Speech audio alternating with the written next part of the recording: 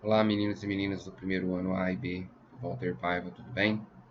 Estamos aqui de volta na nossa aula de Química e hoje nós vamos continuar, a compreensão da constituição da matéria. Nós vamos hoje descrever o que é o modelo atômico de Dalton, que é o primeiro modelo dentro do qual tenta se explicar do que a matéria é constituída e faz isso com grande importância dentro da análise da matéria, e que são substâncias, no final das contas, a partir desse modelo, ok? Então, preste bastante atenção, lembrando que ao final vocês terão uma atividade para fazer dessa aula, ok? Então, vamos lá. Então, John Dalton é um inglês, tá? Que em 1808, a partir de suas observações do modelo das leis da conservação das massas de Lavoisier e da lei das proporções definidas de Proust, que nós vimos na nossa última aula, ele definiu como a matéria poderia ser organizada, ok? E ele observou que aquele modelo antigo que nós tínhamos visto em aulas passadas, de Leucipo e Demócrito, que é o modelo do átomo, ou seja, a menor partícula indivisível que a matéria podia ser constituída, ele retoma dentro do seu modelo, tá? Então, para ele, a matéria é constituída de átomos, que são pequenas esferas maciças e indivisíveis. Elas não se dividem umas em relação às outras, tá? O elemento químico, que é o que caracteriza o átomo, tem a mesma massa e tamanho. Então, para que eu possa diferenciar um átomo do outro, eu preciso ter massas e tamanhos diferentes desses átomos, certo? Então, átomos de mesma massa e tamanho, isso quer dizer que eu tenho o mesmo tipo de elemento químico, tá? Então, como acabamos de dizer, elementos químicos diferentes vão ter massas, tamanhos e propriedades diferentes. A combinação de vários elementos químicos é o que nós vamos corresponder a substâncias e a formação dessas novas substâncias a partir de uma reação química. A reação química nada mais é do que um rearranjo, ou seja, uma reorganização desses átomos. E, por fim, os átomos são partículas eletricamente neutras. Dentro desse enfoque histórico que nós estamos aqui trabalhando, ainda está engatinhando o estudo da eletricidade e ainda não tem visualização do estudo da radioatividade, que vai proporcionar, a esse átomo uma melhor percepção do que ele possa ser constituído, tá? Nós vamos, historicamente, observar essa evolução de como a matéria se comporta, mas cada modelo tem a sua importância vigente até hoje, em cada particularidade dentro do ramo da química geral que nós vamos apresentar. Então, apesar desse modelo ser o primeiro e tem outros modelos que tentarão compreender melhor a matéria, ele ele não foi substituído, ou seja, ele não é obsoleto, ele não vale mais nada. Ao contrário, ele tem grande importância dentro da visualização de vários comportamentos de reações químicas. Então, ele se pautou, dentro dessa criação desse modelo, a partir das leis de Lavoisier e a lei de Proust. Então, o átomo de carbono é representado por uma bolinha cinza, o átomo de oxigênio é representado por uma bolinha vermelha, tá? Então, recordando-se da aula passada, tudo que está à esquerda, ou seja, antes da seta, são as substâncias caracterizadas como os reagentes, e após a seta, após a reação química acontecer, nós temos as novas substâncias formadas, que são os produtos, que nós vimos isso na nossa última aula, ok? Então, segundo a lei de Lavoisier, tá? E utilizando o modelo atômico de Dalton para explicar, a soma das massas dos produtos deverão ser igual à soma das massas dos reagentes em um sistema fechado. Então, se vocês observarem aqui, os reagentes estão aqui, e pegando a massa de cada um deles e fazendo a soma, a nossa massa corresponde a 11 gramas. Após a formação da nova substância, o novo produto, se pegarmos os átomos que constituem esse produto, nós também teremos os 11 gramas formados, porque a matéria ela foi retransformada, ou seja, os átomos sofreram uma reorganização para formar uma nova substância, só que a massa antes e depois continua a mesma. Então, a partir dessa descrição, você vê que como que nós conseguimos, a partir de agora, manipular, observar melhor como uma reação química ocorre. Entendendo como a matéria se comporta, do que ela é feita, constituída, eu consigo prever melhor como uma reação química vai acontecer. E se nós utilizarmos a lei de Proust, a lei das proporções definidas, vamos chegar no mesmo porém. Então, veja que nós tínhamos uma primeira experiência, nós vamos fazer uma segunda experiência abaixo. Se eu pego e dobro a quantidade de átomos de carbono, a partir da lei de Proust, todas as outras substâncias que participam dessa reação química terão que se alterar na mesma proporção para ela acontecer completamente, 100%. Então, se eu dobrei a quantidade de carbono, vou dobrar a quantidade de oxigênio e vou dobrar o meu produto formado. Veja que não é qualquer tipo de organização de átomos. Veja que o oxigênio, para formar a substância, né? O oxigênio, eu preciso de duas esferinhas vermelhas unidas. Tá? Isso é uma substância, oxigênio.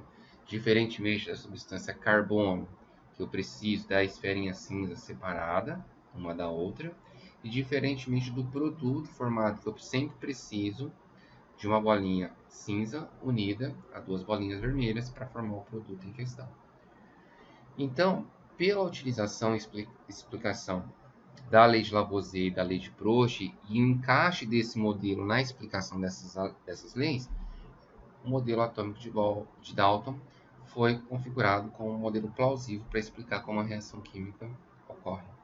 Tá? Então, ali nós temos uma representação numa figura esquerda, um grãozinho de ferro, e nesse grãozinho nós temos diversos átomos, diversos elementos químicos, né? Uma partícula extremamente maciça, indivisível e eletricamente neutra. E a partir, né, dessa visualização e catalogação de como a reação química acontece com o Dalton, ele foi criando simbologias para substâncias ou átomos que dentro da época dele ele conhecia. Então ele criou uma simbologia, um sistema de registro, né, no qual, vocês verificam aqui à direita, que ele identificou cada um dos elementos químicos e das substâncias que poderiam ser formadas nas proporções que ele observava das reações químicas. E hoje nós utilizamos uma representação, uma simbologia diferente, tá? Para facilitar também a nossa manipulação dentro de uma reação química. Nós vamos observar isso na próxima aula. Então, o átomo de hidrogênio hoje, né, que está representado por aquela pequena bolinha branca, o símbolo é H. O carbono, que é o C maiúsculo, tá? O cálcio, Ca. Então, Ca, né, o A nós colocamos para não confundir com carbono, mas todo símbolo, né, de elemento químico tem uma origem, tá? E vocês podem depois procurarem essas origens aí, ok? E veja que cada um tem um significado também, ok? Então, uma observação que nós vamos colocar a partir de agora, sempre a primeira, que é uma regra estabelecida para a IUPAC, que é o órgão que regulariza todas as normas de como utilizar simbologias e regras da química, a primeira letra maiúscula o primeiro símbolo, perdão, do elemento químico é sempre a maiúscula. E a segunda em diante sempre minúscula, tá? Tanto para a gente diferenciar e dependendo da origem, né, da simbologia, você vai ter uma definição melhor do símbolo do elemento químico, ok? E aí nós vamos definir o que é uma substância pura, tá? Aí o que é um elemento químico? O elemento químico é uma substância composta por uma única espécie, um único tipo de átomo, ok? Então, átomo de oxigênio, é aquela bolinha vermelha. Átomo de carbono, é aquela bolinha cinza ou preta, dependendo da referência. Átomo de hidrogênio, é a bolinha branca, pequenininha. Então, elemento químico, tá? Ele é uma parte daquilo que vai se formar a substância. E nós vamos aqui chamar de molécula quando vários desses elementos químicos estão juntos, tá? Formado por átomos, e é o que caracteriza uma substância, tá? E aí, o que é uma substância pura? Substância pura é uma substância no qual você tem átomos, ou seja, mesmos elementos químicos, formando moléculas idênticas entre si, tá? Então, se eu tenho o mesmo conjunto de moléculas formado pelos mesmos tipos de elemento químico, tá? Que se repete dentro de um sistema, chamamos isso de substância pura. Além disso, ela precisa ter propriedades, né, físicas bem definidas, como ponto de fusão, ebulição e densidade, tá? E uma composição química constante, ou seja, os elementos químicos que constituem a molécula têm que se repetir o mesmo dentro do conjunto, ok? Aí a substância pura ela pode ser classificada de duas maneiras. A substância pura simples, quando é formada apenas por um único tipo de elemento químico ou um único átomo entre si. E uma substância pura composta, quando você tem dois ou mais tipos de elementos químicos diferentes formando a substância. Como nós estamos aqui na representação. Então você tem os átomos, que podem ser substâncias simples, tá? Aí a substância simples, quando você tem o mesmo tipo de elemento químico formando a molécula. Então eu tenho duas bolinhas cinzas, duas bolinhas vermelhas, duas bolinhas azuis unidas. Isso quer dizer que nós temos uma substância simples, não é pura, porque vejo que eu não tenho a mesma molécula, a mesma substância reproduzida. E as substâncias compostas são aquelas que eu tenho dois ou mais tipos de elementos químicos diferentes, tá? Caracterizando essa molécula, que é a parte maior, constituída de diversos átomos. Ok? E aqui nós temos exemplos, né, de algumas substâncias aqui: o hidrogênio, o oxigênio, enxofre, gás carbônico, o álcool comum, que é o etanol, o sal de cozinha, tá? E a representação pelas fórmulas, pela simbologia que nós temos, que é a parte mais prática. Então, eu tenho uma molécula de hidrogênio, ele é formado por dois átomos de hidrogênio, então H2. Então, esse 2, que é o índice, pertence ao hidrogênio, onde corresponde à quantidade de átomos, né, dessa substância, dessa molécula. Se a gente pega aqui o gás carbônico, nós temos CO2. Então, nós temos dois átomos de oxigênio, que é a bolinha vermelha, e um átomo de carbono, que é a bolinha preta. Tá? Se eu pego a molécula de etanol, eu tenho aqui, ó, se vocês observarem, dois carbonos separados aqui, ó, CC. Aí eu tenho 3, 5, 6 hidrogênios e um átomo de oxigênio.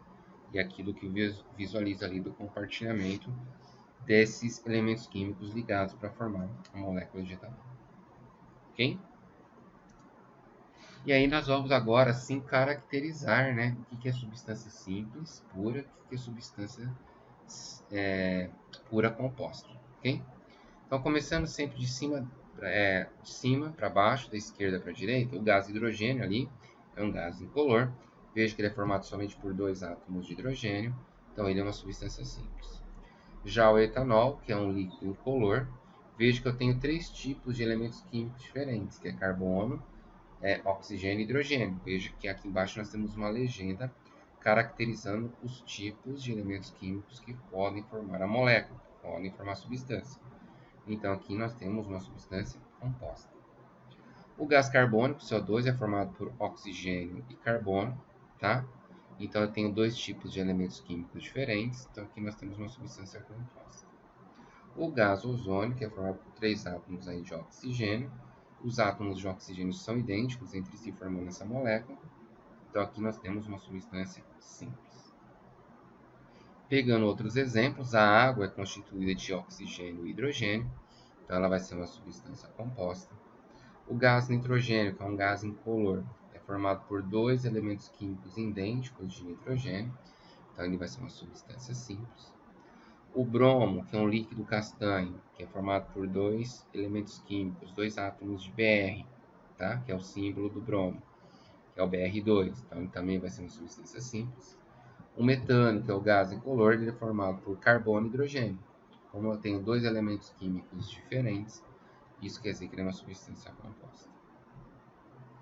Aí nós temos outros exemplos. Veja que a glicose, que é um tipo de açúcar, tá?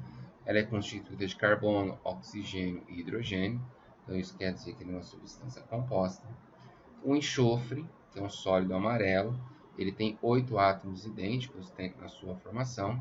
Então é o mesmo tipo de elemento químico. Nós temos uma substância simples. A amônia, o NH3, que é formado por nitrogênio e hidrogênio. Então, eu tenho dois tipos de elementos químicos diferentes. Então, isso é caracterizado como uma substância composta. E, por fim, o gás oxigênio, o O2. Veja que o gás oxigênio, é formado pelo mesmo tipo de elemento químico, que é representado pela bolinha vermelha. Então, isso é uma substância simples. Certo? Mas como que isso pode ser avaliado de uma maneira mais profunda a vocês? É isso que nós vamos abordar em alguns outros exemplos que serão apresentados a seguir. O que é uma mistura? Mistura é quando você tem substâncias diferentes dentro de um mesmo sistema, ou seja, moléculas diferentes. Então, se pegarmos o primeiro sistema aí à esquerda, veja que eu tenho N2 e eu tenho O2. Então, como são duas substâncias simples, mas elas são diferentes entre si, isso quer dizer que eu tenho uma mistura de substâncias. Assim como se você vê a representação do sistema à direita, você tem água, H2O, e etanol, que é o álcool comum. Tá? Então, são duas substâncias compostas, mas como elas são substâncias diferentes, caracterizamos ela então como sendo misturas. E aí nós vamos fazer dois exemplos aqui de como a gente diferenciar, né, esses modelos e caracterizar algumas partes importantes dentro da análise dos sistemas. Então vamos classificar os sistemas abaixo. Então, qual sistema indica uma substância pura e simples? Tá? Aí você tem que analisar os 5 sistemas e ver aonde eu tenho substância pura.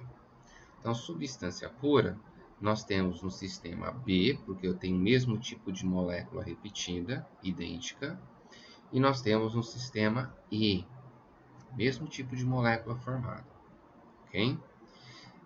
As duas são puras. Quais são sim? Qual delas é a simples? A simples é aquela que se constitui por um mesmo tipo de elemento químico. Então eu vejo que o sistema E eu tenho bolinha preta e bolinha branca. Então isso é uma substância composta. Então o nosso sistema B é a nossa resposta para a primeira afirmação. Já a segunda, uma substância pura e composta, ao separar mistura de substância pura, já encontramos o sistema E como resposta dessa segunda afirmação. Terceira afirmação, mistura de substâncias simples. Aí sobrou o sistema A, o sistema C e o sistema D. Veja que o sistema A, nós temos um único tipo de elemento químico ali representado. Apesar de que nós temos aqui uma molécula das bolinhas vermelhas formadas por dois átomos vermelhos, duas bolinhas vermelhas, e ao mesmo tempo eu tenho três bolinhas vermelhas formando uma molécula, ok? Então, como eu tenho moléculas de constituição, de número de átomos diferentes, isso quer dizer que é uma mistura. Mas como eu tenho o mesmo tipo de elemento químico formado dentro do sistema, é uma mistura de substâncias simples. Então, a afirmação A é a afirmação, o item dessa afirmação terceira.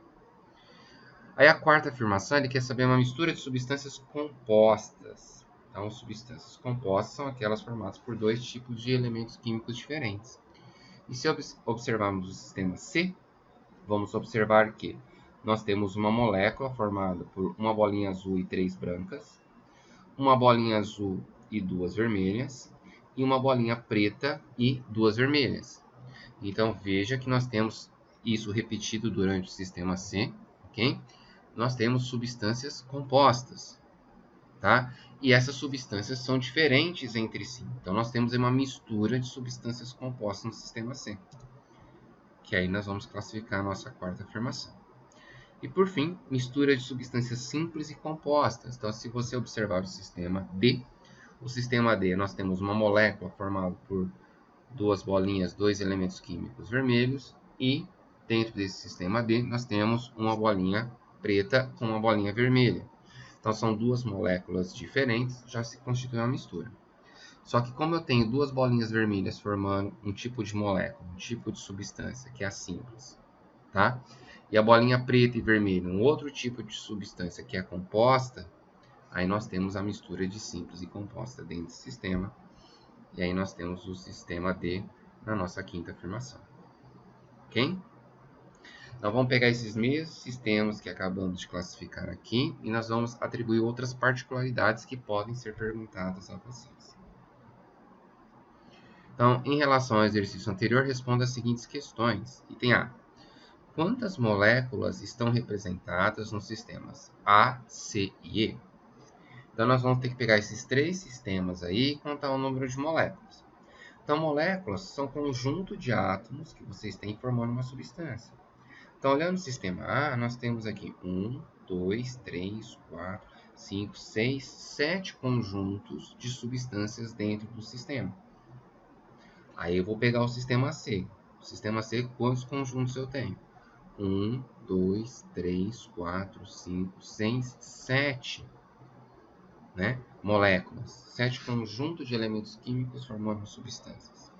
E no sistema E nós temos 1, 2, 3, 4. Tá? Então no item A nós vamos ter esses conjuntos de moléculas aí representados. No item B, quantos átomos estão representados nos sistemas B, D e E? Então, átomos, nós vamos caracterizar aqui a quantidade de bolinhas, de esferas que nós temos em cada um dos conjuntos. Tá? Então, aí eu tenho que contar em cada um deles as quantidades dos sistemas B, D e aí explicitar com resposta aí. Então, aí nós temos em B 16 átomos, em D 12 átomos, em E 24 átomos, certo? Aí no item C, quantos elementos estão representados nos sistemas A, C e D? Então, elemento é o tipo de átomo que eu tenho dentro do sistema. E cada cor das bolinhas aí referendadas é um tipo de elemento químico. Então, se eu ver no sistema A, eu só tenho bolinhas vermelhas. Então, só tenho um elemento químico.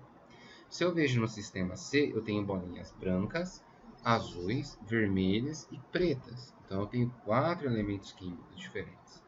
E se eu olho no sistema D, só tem bolinha vermelha e preta, então eu tenho 2 elementos químicos em questão. Certo? E por fim, quantas substâncias estão representadas nos sistemas A, B e C? Então, substância é o tipo de molécula que eu tenho.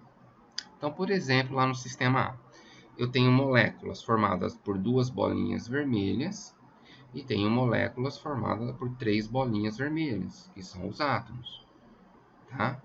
Então, vejo que aí 2 bolinhas vermelhas e 3 bolinhas vermelhas são, dentro do meu sistema A, 2 substâncias diferentes, apesar de ter o mesmo tipo de elemento químico formado entre elas. Então, ali no sistema A, tenho 2.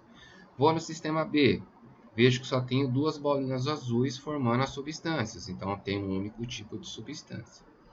E no sistema C, eu tenho uma substância formada por uma bolinha azul e 3 brancas, uma bolinha azul e 2 vermelhas, e uma bolinha preta e 3 vermelhas. Então, eu tenho 3 tipos de substâncias diferentes, 3 arranjos moleculares de moléculas diferentes. Então, essa seria a nossa resposta. Ok? Espero que vocês tenham compreendido os conceitos, tá? Qualquer coisa, procure a gente dentro dos veículos de comunicação que temos aí. Tenha uma atividade correspondente para vocês e espero vê-los numa próxima... Vê-los não, mas vocês assistem numa próxima aula aí, pessoal. Até mais!